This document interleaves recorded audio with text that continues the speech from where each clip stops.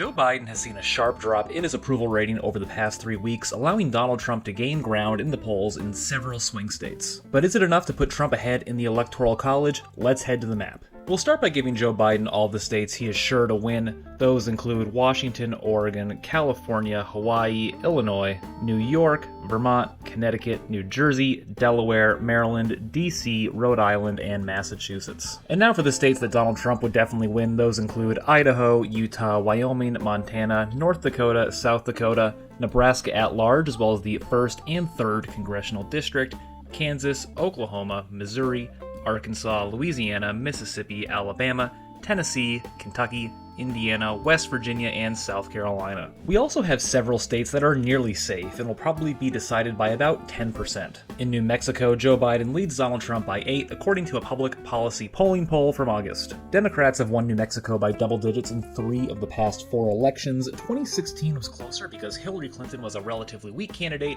and Gary Johnson, the state's former governor, was running on the Libertarian Party line. It's in the likely column for now, but I do think New Mexico should be a pretty comfortable victory for Joe Biden. It has been over a year since our last poll out of Maine, but Democrats have carried the state at large, as well as the 1st Congressional District, in every election since 1992. I'm not expecting any surprises in 2024, but we will leave the 2nd Congressional District blank for now. We'll come back to that in a little bit. Now, Colorado and Minnesota are both states that in past videos I've had in the likely column for Joe Biden, and I still think that when we look at the whole picture, they are states Biden should win by 7 to 10 points. However, this map is based on the polls, and recent Emerson polls from both states should cause a little concern for the Biden campaign. In Colorado, the most recent Emerson poll shows Biden ahead by 4%.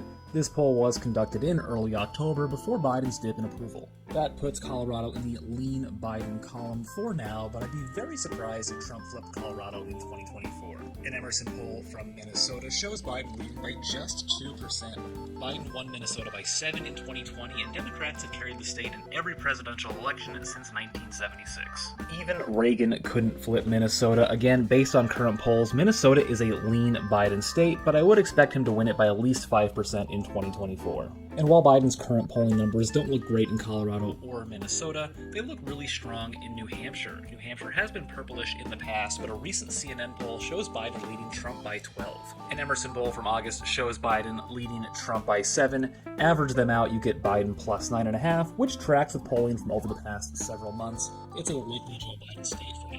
We'll take a look at our likely Trump states next, but before we do, if you're enjoying this video so far, hit that like button. It helps this channel reach more people. We'll start with Alaska, where the latest polls show Trump up by 8 in a head-to-head matchup with Biden, as well as in a 3-way race that includes Robert F. Kennedy Jr. So yeah, let's talk about RFK Jr. real quick. If you've watched some of my other videos, I don't think he's going to be a big factor in 2024. That being said, I have seen the recent polls showing RFK Jr. north of 20%, and I just really don't think that's going to hold up. We're about a year out from the general election, and the 2 major party frontrunners are super unpopular. I'm expecting voters from both parties to consolidate around their nominees as we get closer to the election. Additionally, RFK Jr. doesn't have ballot access anywhere at this point. But regardless, polls show Alaska as a likely Trump victory in 2024. Trump would also be a pretty decent-sized favorite in Iowa. The state has taken a bit of a right turn, despite Obama winning it in 2008 and 2012. Recent polls out of Iowa have shown Trump consistently ahead with a double-digit lead. Ironically, the one exception was a poll sponsored by a Republican group. Iowa is a likely Trump state in 2024. It's a little strange that Ohio really doesn't fit into the swing state category anymore. Trump won it by 8 in 2016 and 2020. Recent polls indicate that he's going to do it again in 2024. We have several recent results out of Ohio. Data for Progress shows Trump leading by 8. Ohio Northern University shows Trump leading by 5. And Change Research, in a poll sponsored by a Democratic group, shows Trump ahead by 5. If we average these results, we get Trump plus 6, putting it in the likely category for him. Polling from Texas has been a little weird. Our most recent poll was conducted by YouGov, and it showed Joe Biden beating every single GOP presidential candidate not named Donald Trump or Ron DeSantis. Before that, our next most recent poll was from May, showing Biden trailing Trump and DeSantis by just 2%. And before that, we had an April poll sponsored by a Republican group showing Trump leading Biden by just 3%. It's true that Texas has voted for the Republican presidential candidate in every election since 1980, but it's also true that the GOP margin of victory has been shrinking. Trump only won Texas by 5.5% in 2020. I don't think this is the year the Democrats flip Texas, but we're a lot closer to Texas flipping than I think most people realize. If the election were tomorrow, I'd expect a Trump victory of right around 5%, but our most recent poll, and the only one that has been conducted recently, showed Trump with an 8-point lead. I'm going to put it in the likely column for Donald Trump. Florida is a state that's teetering on the edge of lean and likely for Trump, and we took a recent poll from Redfield and Wilton Strategies. I had never heard of them before, so when I looked at their polling record, an obvious pattern immediately popped out. In all of their 2020 polls, they overestimated Joe Biden's support. I think some of that has to do with their online polling methodology. We saw Trump win Florida by 3.4% in 2020, followed by an absolute GOP landslide in 2022. The question is whether the result in 2024 will be closer to 2020 or 2022. Is Florida too far gone for the Democrats? A potential X factor in Florida and several other states are activist efforts to get constitutional amendments related to abortion on the ballot for 2024. Abortion measures have generated a ton of turnout for the Democrats since Roe v. Wade was overturned, and having these sorts of measures on the ballot in 2024 could help Joe Biden lock down vital swing states. That being said, it's very difficult to get constitutional amendment initiatives on the ballot in Florida, and I doubt this effort will be successful in 2024. So with that tangent out of the way and getting back to the polls, Trump leads Biden by 5 head-to-head and by 7 in a three-way race in a poll that had consistent bias towards Joe Biden in 2020. I'm putting Florida in the likely Trump column for now. And that brings us to our swing states and swing districts. If you're enjoying this video so far, subscribe to the channel. I post regular Electoral College and Senate race predictions, and there'll be plenty more between now and Election Day. In previous videos, I've had Virginia in the likely Biden column, and maybe when we consider the totality of factors, it should still be a likely Biden state. However, we're focusing on the polls in this video, and recent Virginia polling hasn't been great for Joe Biden. A Research America poll found Donald Trump and Joe Biden tied. A Change Research poll sponsored by Future Majority PAC, a Democratic organization, showed Biden with a 5-point lead over Trump. That lead shrunk to 1% when Cornel West was added. The lead turned into a tie when Joe Manchin was added too. Even if we look back a little further at a Roanoke College poll from August, yes, Biden leads by 9, but that's actually a 7-point swing in Trump's favor from their previous poll in May. All this is to say that Virginia appears to be tightening. Democrats may be encouraged by winning full control of the General Assembly in the 2023 midterms, but they also lost several swing districts. It wasn't exactly a blue wave. An average of polls since September puts Biden ahead by 2.5 points, landing Virginia in the lean Biden column. I think Biden is also the slight favorite to win Nebraska's 2nd congressional district. It's a district he won in 2020, and Nebraska is another state where abortion rights activists are looking to get measures added to the ballot. If they're successful, Biden would almost certainly win the 2nd congressional district, as it's home to the state's largest metropolitan area. Working against Biden and the Democrats are new district maps passed in 2022, which may make the district slightly more favorable for the GOP. We don't have any polls from this district, and I doubt we will for some time, so I'm going to leave it in the lean Biden column. On the flip side, I think Donald Trump is the favorite to win Maine's 2nd congressional district. It's the more rural of Maine's congressional districts, and its demographics favor Trump. Trump won this district by 10 in 2016 and 7 in 2020. In the absence of polling, I'm putting it in the lean Trump category, though I wouldn't blame anyone for saying it's likely Trump. And now we're down to the 7 states that will really decide this election. We'll start in Georgia, where recent polling is very bad for Joe Biden,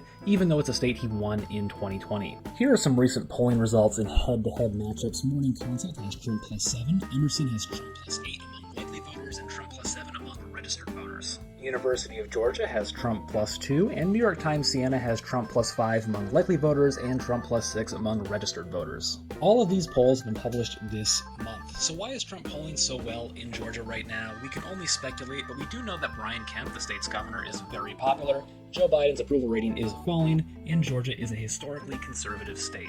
Making matters worse for the Democratic Party is a new voting law that may make it more difficult for people to vote absentee. Even if we didn't have these polls, I'd put Georgia in at least the tilt Trump column, but if we average recent polling, we get a Trump lead of slightly more than 5%, which actually puts this in the likely Trump column. In North Carolina, we have 2 polls conducted this month. Morning Consult showed Trump leading by 9 head-to-head, and in a 4-way race that included RFK Jr. and Cornel West. We also have a Meredith College poll showing Biden leading Trump by 1%. If we average them out, we get a lead of Trump +4, making it a lean Trump state. It's a state he won in 2016 and 2020, but the Biden campaign is actively trying to flip it in 2024. Right now, it really seems like Joe Biden would be better off playing defense in the states that he won in 2020. States like Nevada, where recent polling really does not look good for Joe Biden. In head-to-head matchups, Morning Consult shows Trump ahead by 3, Emerson College shows Trump ahead by 3 among likely voters and by 7 among registered voters, and New York Times Siena shows Trump ahead by 11. Yikes. One bright spot for Joe Biden comes from a poll conducted by Terrence Group. They have a conservative bias, and this poll in particular was sponsored by the National Republican Senatorial Committee. It showed a tie. If we average these results, and I'll use likely voter polls since those have historically been more accurate, we get a lead of 4.25% for Donald Trump, landing Nevada in the lean Trump column. I think you're starting to see why Democratic organizers are beginning to panic about Biden's prospects in 2024. At this point, Donald Trump just needs one of Michigan or Pennsylvania, or a combination of any two states left on the board, and based on current polls, it shows that Donald Trump would win Arizona as well. Morning Consult has Trump +4. Emerson has Trump +2, New York Times Siena has Trump +5, and Noble Predictive Insights has Trump +8. Average those out, we get a Trump lead of 4.75%, again putting it in the lean column for Donald Trump. If we weren't just basing this map on the polls, here's where I'd say there are several factors that work in Biden's favor, including the state's shifting demographics and the potential for an abortion rights proposal to be on the ballot. Activists have been working on that proposal for a while now, and I think it's much more likely to happen in Arizona than it is in Florida. If an abortion rights vote is on the ballot in 2024, Biden's chances of holding on to Arizona, a state he won by just 0.3% in 2020, go way up. But based on current polls, Trump is clearly the favorite right now.